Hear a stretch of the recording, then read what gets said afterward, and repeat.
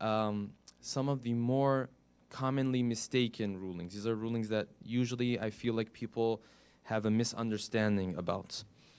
We're not going to sit here and say that Salatul Fajr is 2 rakats. That's not what we're going to talk about, okay? We will be talking about some of the rulings that I've seen people usually they don't know. Hopefully, maybe you guys already do. But inshallah, I want to make an effort to go through a couple rulings every single night. Recite as-salawat.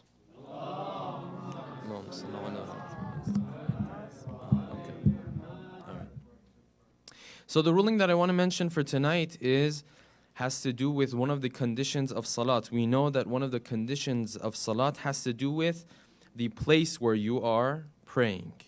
Okay. When we talk about the place that you're praying, one of the conditions that most people see for that place is for the place not to be najis. We've heard of that. And yes, generally speaking, there is such a concept in our books that if you're praying somewhere, the place where you're praying cannot be najis. Okay. There is one small point, and this small point makes a huge difference. Okay, especially for some of the families who have kids, right? Kids running around, sometimes accidents happen, it becomes najis. So the ruling, and I feel like usually people have a misunderstanding about this. The ruling is this, that the only part that has to be tahir when you are praying is which part? Exactly. It's the part where you put your forehead. That part has to be tahir. The rest of, let's just say you're praying on a rug or a carpet or whatever it may be, that doesn't have to be tahir unless it's najis and it's wet. Why? Because if it's wet, it's going to get where? On your clothes, and your clothes has to always be tahir when you're praying. So if it's wet, if it's najis and it's wet, you obviously cannot pray there. But if it's dry, then you can pray there. So this is a very important ruling. Sometimes we're traveling, you're going through, you may be at a hotel, or you might be at someone's place who you know they have children and things of that nature. Hope you don't know, like this where I'm praying, and it might have been an accident here. I'm not sure about it, right? You don't have to worry about that. As long as it's dry, nothing is going to get on your clothing. The only thing you have to worry about is where you put your head. And by that we mean what comes into contact with your head. So your turba has to be tahir, which is usually the case. Usually a turba. No, under the turba doesn't matter. It's what comes into contact with your head, with your forehead. Your masjid has to be tahir. Recite a salawat. Allahumma salli ala Muhammad wa ali Muhammad wa ajil faraj. So, last night we were talking about one of the tendencies that we have that pushes us sometimes to disobey Allah subhanahu wa ta'ala. We said this tendency, this habit that we have is the habit of reasoning and arguing with Allah subhanahu wa ta'ala. Meaning that when Allah subhanahu wa ta'ala tells us to do something, we start using our intellect with Him as if we're smarter than Him, and we tell Him, listen, I hear what you're saying, but it's better if we do it like this. Okay, that's what we're talking about when we talk about reasoning and arguing with Allah subhanahu wa ta'ala. So we started out last night like this. We said there are two situations, there are two cases where Allah subhanahu wa ta'ala tells us that we have to go and refer to our intellect, right? You guys remember the first one. Who was here last night? Brother Wajahad, what was the first one? Usul ad-Din. Okay. Understanding the fundamental principles of our religion. We said that Allah subhanahu wa ta'ala has no problem. If you have 120 questions about Usul ad-Din, that's not a problem. You have 120 questions about that. In fact, he says, listen, if you don't answer those questions for yourself, and those questions are so big that when they ask you why you believe in this religion, you say it's because of my family, because of my community, because of the environment that I grew up in, Allah subhanahu wa ta'ala does not accept this.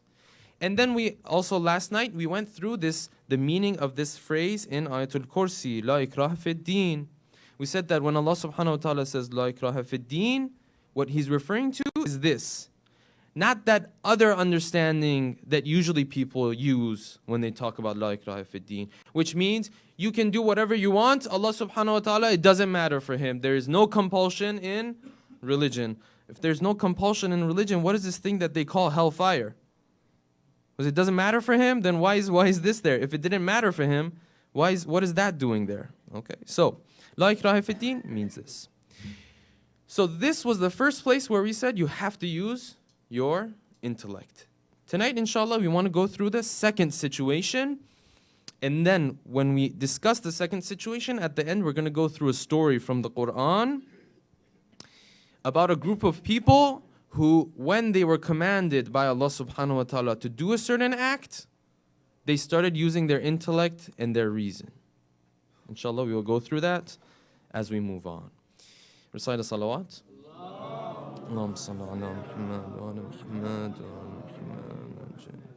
All right.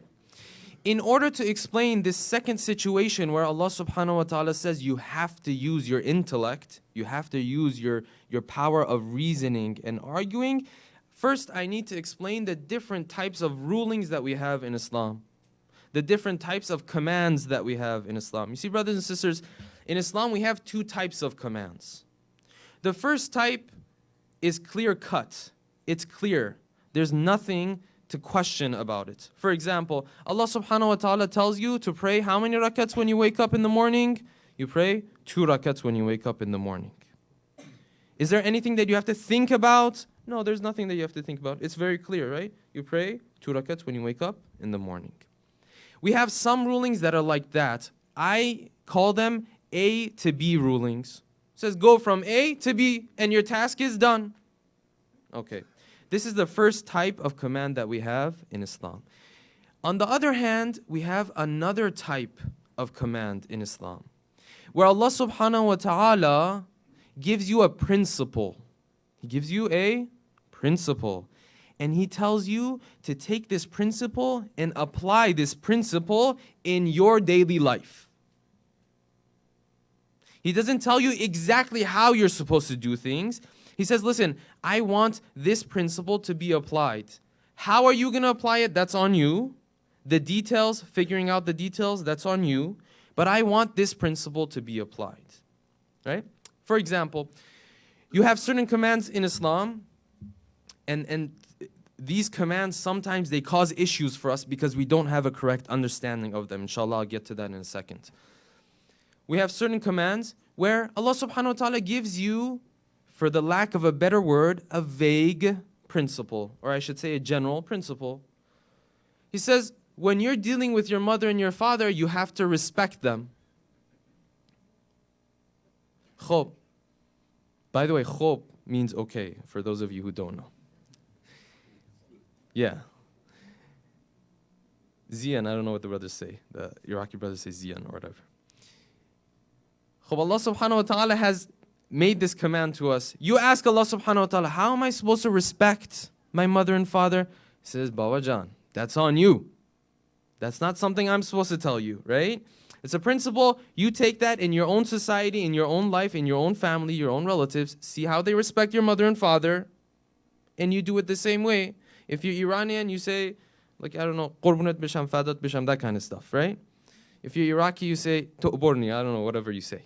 Okay? I don't know what the Urdu-speaking brothers say.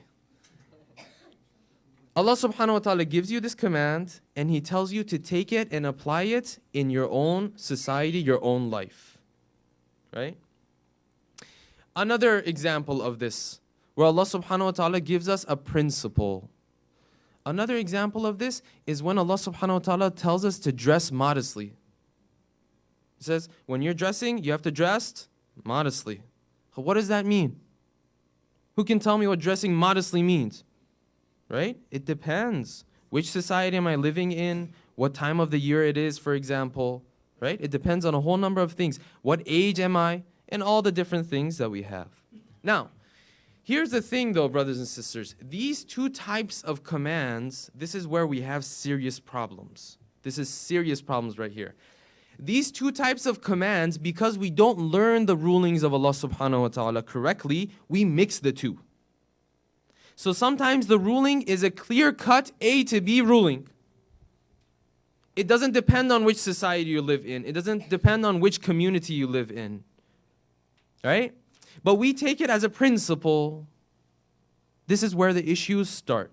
Right? Let me give you an example. The example that I'm giving, this is just an example. The example of hijab. Both for brothers and for sisters. When you look at hijab, you have both types of commands, both types of wajibat in this concept of hijab. Certain parts of it are A to B, very clear cuts. Doesn't depend where you're living, how old you are, nothing like that. And then on the other hand, in this particular concept, you have rulings that are depending on your society, your community. It's a principle that you have to apply. For example, with hijab, right? We know our brothers and our sisters have to cover all of their body except for their faces and their hands. This doesn't depend on which community you live in. Doesn't depend on which society you live in. It's like that. Doesn't depend how old you are. There are some exceptions, but I'm setting those aside. Has nothing to do with any of that. It's a clear A to B ruling. In the issue of hijab itself, there are aspects that are principles. When you wear hijab and you cover everything except for your face and your hands, you have to do it in a modest way. What does a modest way mean? Can I wear white? Maybe, maybe not. Can I wear, green? Maybe, maybe not. So you see, brothers and sisters, our types of rulings are two types of rulings. The clear cuts and the principle. When it comes to the principle, Allah subhanahu wa ta'ala wants you to think. He wants you to use your mind. He wants you to use your intellect. In that situation, if you say, no, I don't want to use my intellect, I'm Muslim, I'm supposed to trust in Allah subhanahu wa ta'ala, He doesn't accept it from you. This place is where you have to use your intellect. Why? Because you're trying to apply this principle of Allah subhanahu wa ta'ala. So this is the second situation where Allah subhanahu wa ta'ala says, if you don't use your intellect, if you don't use your mind, I'm not going to accept what you're doing. On the other hand, when you have clear A to B rulings, over there He says, if you use your mind, if you use your intellect, then we're going to have a problem. Recite as-salawat.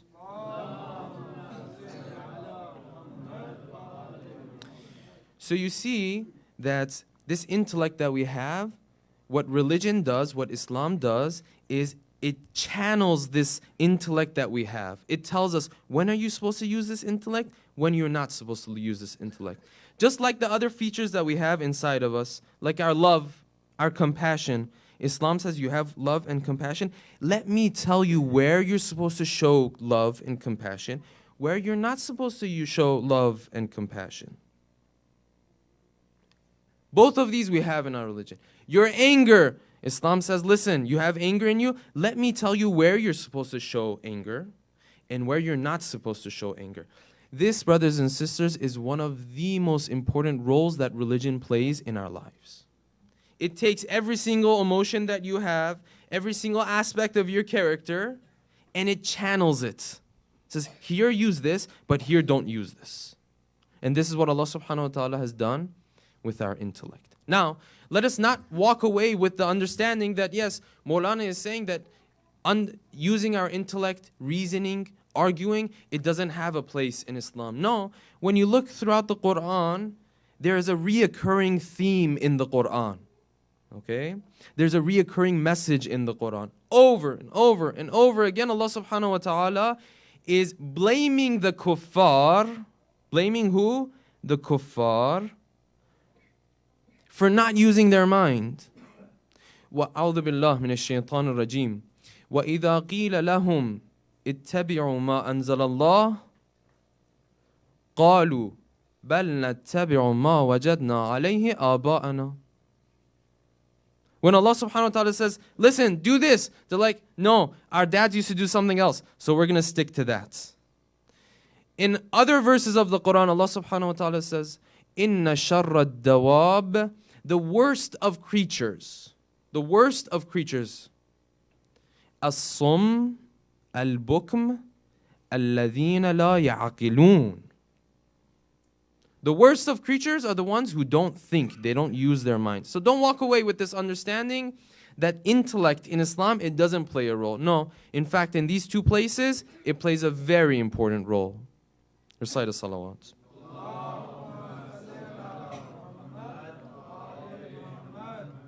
All right, so now we want to go through very slowly. We want to transition into this story that we have from the Quran. This story is about the people of Bani Israel. So I don't know if we want to have the brothers take out their phones or you guys want to have it projected up on the projector, whichever one you guys prefer. I think it's better if you guys just take out your phones and you can... Both of them?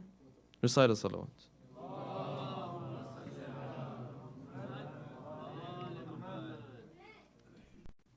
So these are verses 246. We're going to start from verse 246 in Surah Baqarah.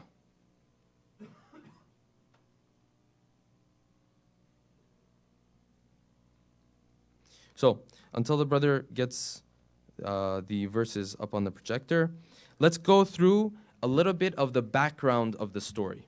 Now, yes. The background of the story is what, brothers? The background of the story is that the Qawm of Bani Israel, the people of Bani Israel, they were under a lot of pressure. In fact, this is another one of the reoccurring themes in the Quran. That Bani Israel, whenever Allah subhanahu wa ta'ala is talking about them, usually they're going through difficulty. Usually they're struggling with something. So in this particular case, Bani Israel has been pressured so much since the time of Prophet Musa that the enemies have come and they have even taken away some of the things that Prophet Musa had left for them. Okay? Now this story is not happening during the time of Prophet Musa. It's happening later on during the time of Prophet Dawood. Okay? So the Qawm of Bani Israel, they come to their prophets. They say, Ya Rasulullah, we are going through so much difficulty right now.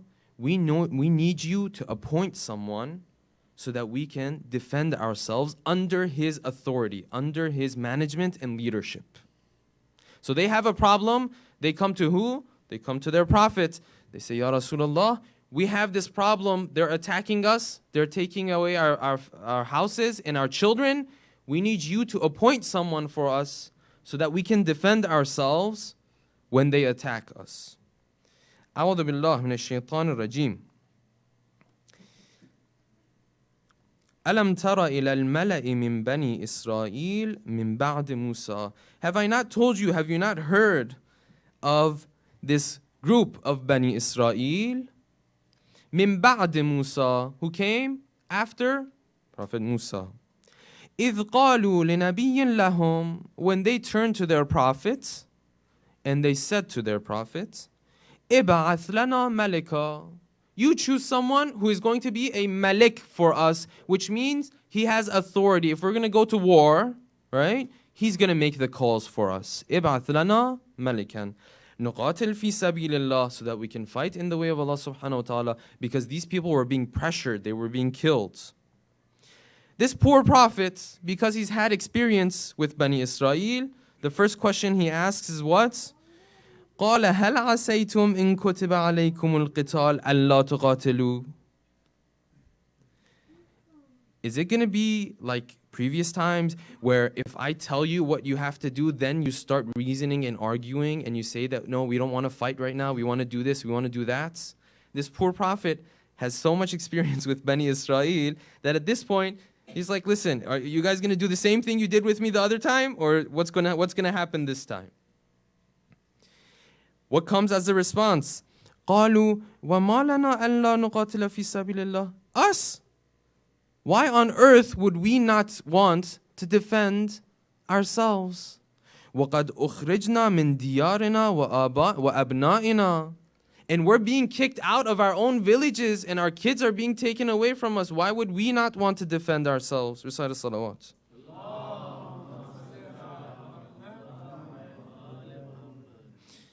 So they make a very strong case that, listen, if you just appoint someone for us, we'll take his word and we'll defend ourselves. فَلَمَّا كُتِبَ عَلَيْهِمُ الْقِتَالِ When they were told that this is your Malik, and now you have to start defending yourselves, تَوَلَّوْا إِلَّا قَلِيلًا مِّنْهُمْ A huge group of them turned away. At the very beginning. Now why did they turn away? Because they started to reason and argue, which is what Allah subhanahu wa ta'ala explains in the next verse. تَوَلَّوْا إِلَّا قَلِيلًا مِّنْهُمْ وَاللَّهُ عَلِيمٌ بِالظَّالِمِينَ وَقَالَ لَهُمْ نَبِيُّهُمْ Their prophet told them, إِنَّ اللَّهَ قَدْ بَعَثَ لَكُمْ طَالُوتَ مَلِكًا Allah subhanahu wa ta'ala has chosen this guy by the name of Talut.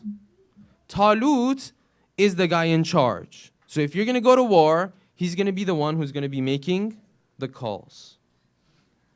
This is where their reasoning and arguing came into play. قالوا أَنَّا يَكُونُ لَهُ الْمُلْكُ عَلَيْنَا Wait a second. How come he has authority over us? Baba, just like 2 days ago, you were like, yeah, they're killing us. We need someone. You have to appoint someone. Now that he solves your problem for you, then you're like, no, not him. Let's do it that way. You start reasoning and arguing. Now, what were their reasons? Let's go through some of their reasons. وَنَحْنُ أَحَقُّ بِالْمُلْكِ مِنْ We're more deserving of being the head of the army. Of course, this is coming from a group of elite individuals within their community. وَلَمْ يُؤْتَ سَعَةً مِّنَ الْمَالِ And he's not even that wealthy and rich. Why is he chosen as our leader when we're going to the battlefield? قَالَ إِنَّ اللَّهَ اسْتَفَاهُ عَلَيْكُمْ Allah subhanahu wa ta'ala has chosen him over you. وَزَادَهُ بَسْطَةً فِي الْعِلْمِ وَالْجِسْمِ And physically speaking, and in terms of his knowledge, Allah subhanahu wa ta'ala has gifted him. That's why Allah subhanahu wa ta'ala has chosen Talut over you guys. وَاللَّهُ يُؤْتِي مُلْكَهُ مَن يَشَاءُ Allah subhanahu wa ta'ala gives his authority to whoever he likes. Now, sometimes he will explain the reason to you, as in this case. Sometimes he will not explain the reason to you. Now, one of those, while I'm discussing this, let's just open a parenthesis right here. This is the exact same thing that happened during the Khilafah of Ali ibn Abi Talib salawatullahi alayhi. Allahumma salli ala Muhammad wa ala Muhammad. Wallahu yu'ti mulkahu man yasha. Allah subhanahu wa ta'ala gives his authority to whoever he chooses. You know what happened after the demise of the prophets? Many of those who opposed the authority of Ali ibn Abi Talib, when they were approached and they were asked why, they gave different reasons. They had reasons. Some of them had reasons. They used their intellect. They used their minds. Some of them said this. Some of them said, we know Ali ibn Abi Talib should be in charge, but you know what the problem is? He's too young. And granted, any of these reasons that I'm going to go through right now, if the command of Allah subhanahu wa ta'ala was not 100% clear, any of these reasons could have been a valid reason. Yes, sometimes if someone is too young, he's not good for leading, right? But the issue we have is the command of Allah subhanahu wa ta'ala was already clear. So which one of the commands was this one? It was a A to B ruling. It was not a principle where they're supposed to apply. No, Allah subhanahu wa ta'ala said, this person, he's supposed to be what? He's supposed to be your leader. So the command of Allah subhanahu wa ta'ala was clear. When his command is clear, you don't use your intellect and your mind anymore to sit down and say, oh, should we do it this way? Should we not do it this way? No, he's already told you how to do it. So some of them said, Ali ibn Abi Talib is good, but he's too young. Others said, Ali ibn Abi Talib is good. The only problem is people hold grudges from Ali ibn Abi Talib. He's killed too many people in the wars that we had. So if he's appointed as the leader, you know what is going to happen? It's going to cause chaos. Others, when they were approached by the Ahlul Bayt, you know what others said? They said, we know Ali ibn Abi Talib is supposed to be in charge, but this issue of khilafat is already taken care of. There's already someone who has authority. Right now, it's not good for us to mess up the community, to cause chaos, because someone's already leading. So let's just leave it as it is. You see, all of these reasons and arguing with the command of Allah subhanahu wa ta'ala, which is already clear. This is why one of our ulama, by the name of Allama Sharafuddin, who comes from a Lebanese background, he has a whole book regarding this issue. It's called Al-Ijtihad wa-Nas. When nas meaning a clear command from Allah subhanahu wa ta'ala, ijtihad meaning using your mind and your intellect. It's about the Khilafah of Ali ibn Abi Talib, of how some of the companions of the Rasulullah, when the command was clear, it was nas. When it was clear, they started using ijtihad and using their intellect. When it's clear, you're not supposed to go to your intellect. That's not an excuse. Oh, he was doing ijtihad, he made a mistake. Bawajan, you can say that when you're supposed to do ijtihad and you make a mistake, that's fine. But when you're not even supposed to do ijtihad, you're not even supposed to use your intellect, and you start using your intellect, you can't say that's a mistake. No, it's not a mistake. It's done knowingly. So, Wallahu yu'ti mulkahu man yasha. Let's continue with the verses. Recite salawat.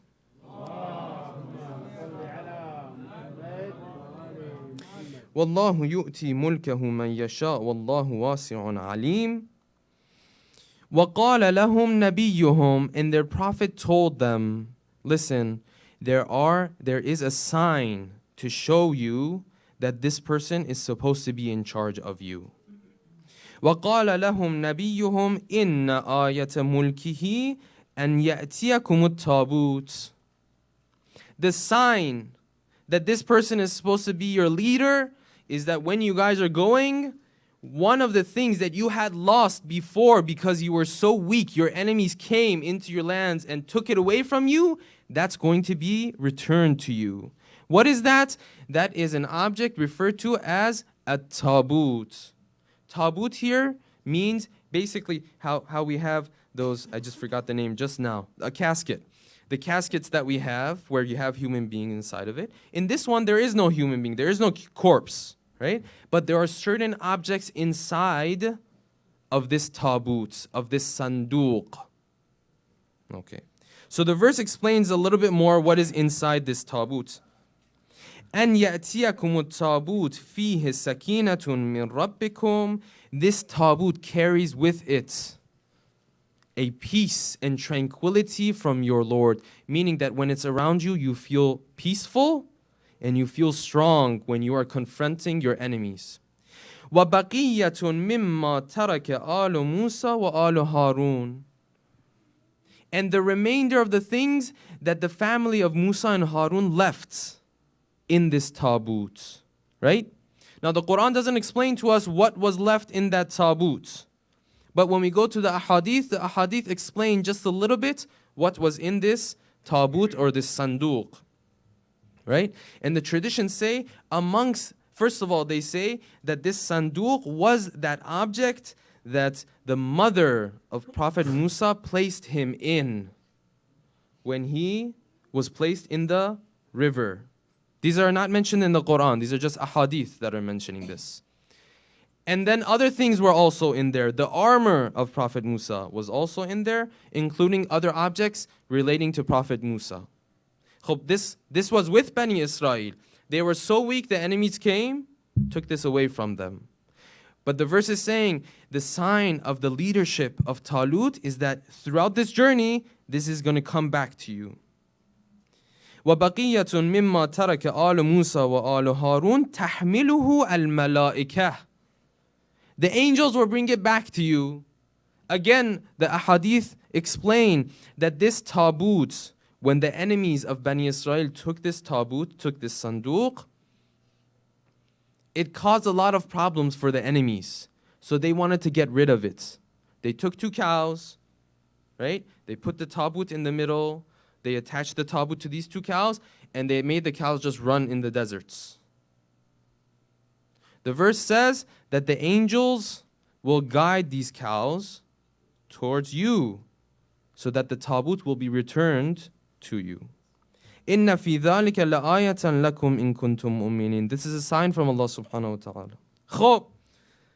Let's get to the good part of the story that has to do with reasoning and arguing. We already saw how they reasoned and argued once, right? Said we don't want Talut, we want someone else. That was the first part. And right there, a huge group of Bani Israel said we're not going to fight. So that was the first blow to the army of Prophet Dawood. Now Talut is leaving the city. فَلَمَّا فَصَلَ طَالُوتُ بِالْجُنُودِ When Talut leaves the city with the remainder of his armies. قال, he turned around to his troops and said, إِنَّ اللَّهَ مُبْتَلِيكُمْ بِالنَّهَرِ. Allah subhanahu wa ta'ala is going to test you with a spring, with a little bit of water. How is he going to test us? فَمَنْ شَرِبَ مِنْهُ فَلَيْسَ مِنِّي. Whoever drinks from those springs, it's not part of my army. You're disobeying me if you drink from that. وَمَنْ لَمْ يَطْعَمْهُ. And whoever doesn't take anything from that, إِلَّا مَنْ اغْتَرَفَ غُرْفَةً بِيَدِهِ فَإِنَّهُ مِنِّي. Whoever takes just a little bit, the amount or the size that will stay in your palm, غُرْفَةً بِيَدِهِ, you're still with me. You're part of my army. Again, brothers and sisters, the reasoning and the arguing comes into mind. We're going to fight a battle against Jalut, and you're telling us to not drink? That doesn't make sense. Again, the command of Allah subhanahu wa ta'ala is clear here. There is no room for intellect and thinking. فَلَمَّا جَاوَزَهُ هُوَ وَالَّذِينَ آمَنَوا مَعَهُ. When this group of Talut, they passed this spring, him and those who had stayed with him, because those who drank, they also left behind. This was the second blow to the army of Talut. When the good guys basically, they continued, قَالُوا لَا طَاقَةَ لَنَا الْيَوْمَ بِجَالُوتَ وَجُنُودِهِ. Even those who didn't drink, because there were so little of them, they said, how are we supposed to defeat the army of Jalut with such small numbers? We can't do this. Again, some of them stood back. You see the reasoning? Again, this was the third blow to the army of Talut.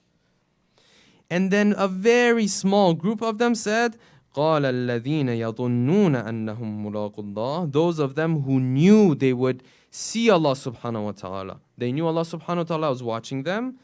قالوا كم من فئة غليلة غلبت فئة كثيرة بإذن الله.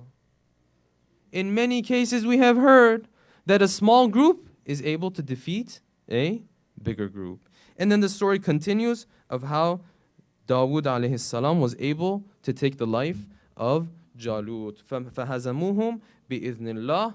And the story continues there. So here in this story you can see that at first all of Bani Israel, they came to the Prophet. They said, we have this problem. Please help us. What are we supposed to do about this?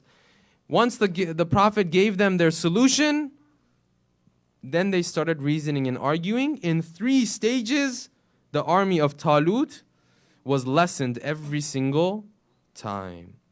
So with that, inshallah, we bring tonight's talk to an end. Inshallah, we'll have a short musibah, and then the brothers will continue with the program.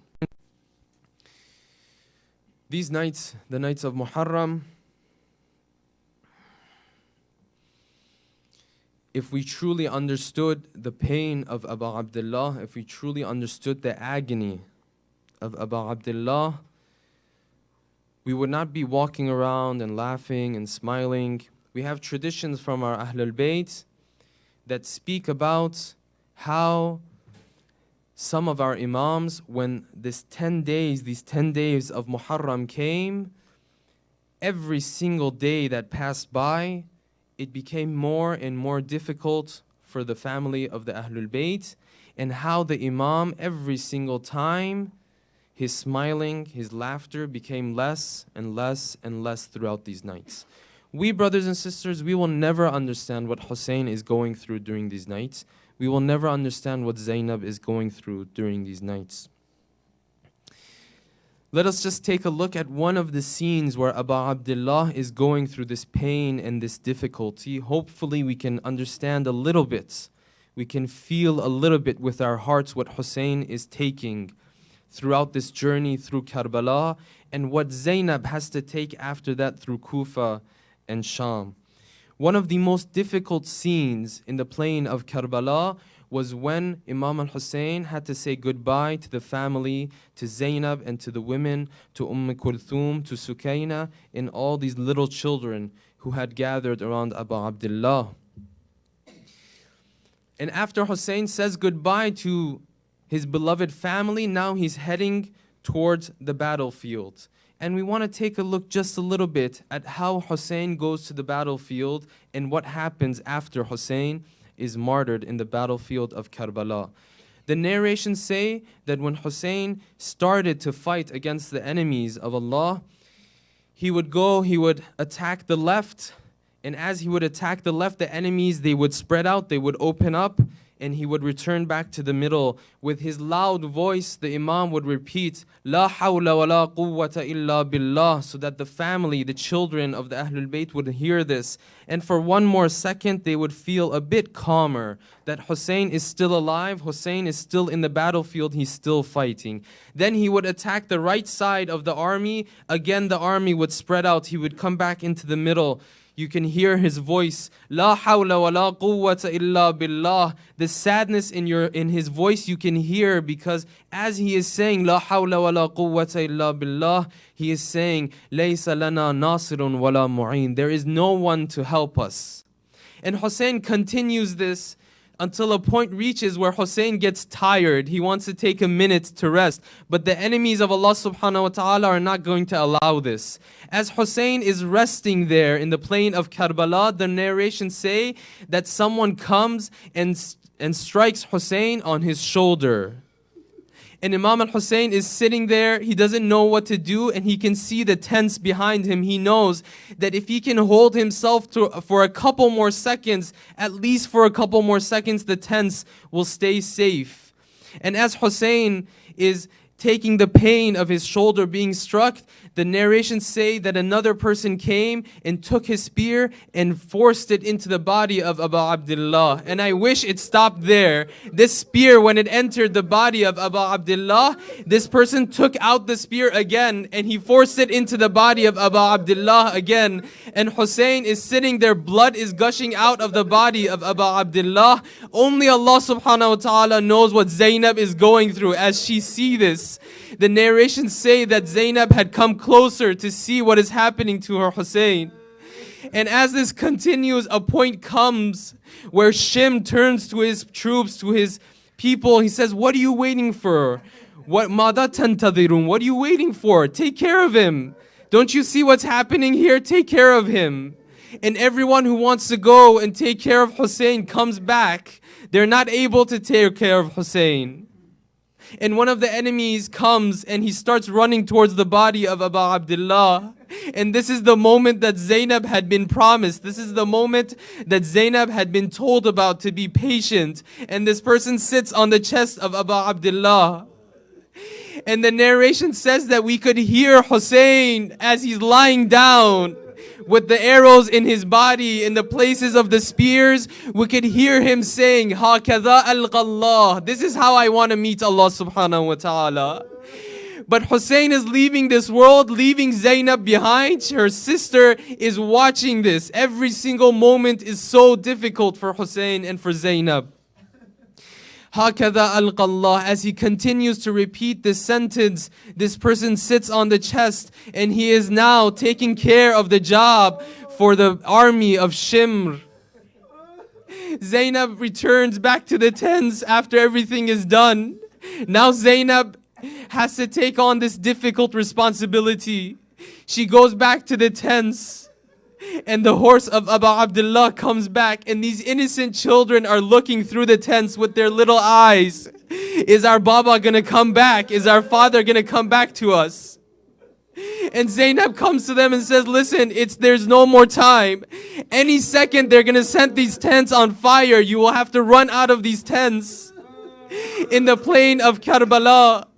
And that's exactly what happens, brothers and sisters. They set the tents on fire. And these little children with these little feet, they're running in the plain of Karbala, on the hot deserts of Karbala. And as they continue running, the enemies surround them. You have heard the details of what happened to these little children. I don't want to go into the details of how these little children were frightened. How some of these children gave their lives on that day just because of how frightened they were. These children are gathered in one of these tents, a half-burnt tent, and Zainab comes and calms them little by little. Little by little, night is falling upon the plain of Karbala. The next day, when they are taking the caravan of Abu Abdullah, the caravan that Zainab is now in charge of, the narration says that as they were passing by the bodies, I could hear the voice of a lady. She was crying out, Wa Muhammada, Wa Aliyya, Hada Husaynun bil Arad. This is Hussein lying down on the battlefield. Murammalun bid-dima. He's struggling in his own blood. And Zainab turns towards Medina and he starts speaking to her grandfather, Ya Rasulullah, Salla alayka malaikatu sama. Don't you see what's happening here? Come to the senses of the Ahlul Bayt. And Zainab can't do anything at that point. Some of these children, some of these women are throwing themselves off the horses to go and sit by the bodies of the shuhada. But the enemies of Allah won't allow this. As soon as they see some of these women falling off the horses, they make sure to make things difficult on the Ahlul Bayt. And this is just the beginning as the caravan of Abu Abdullah moves towards Kufa and towards Sham. Ala la'natullah ala al-qawm al-zalimin. وَسَيَعْلَمُ الَّذِينَ ظَلَمُوا أَيَّ مُنْقَلَبٍ يَنْقَلِبُونَ.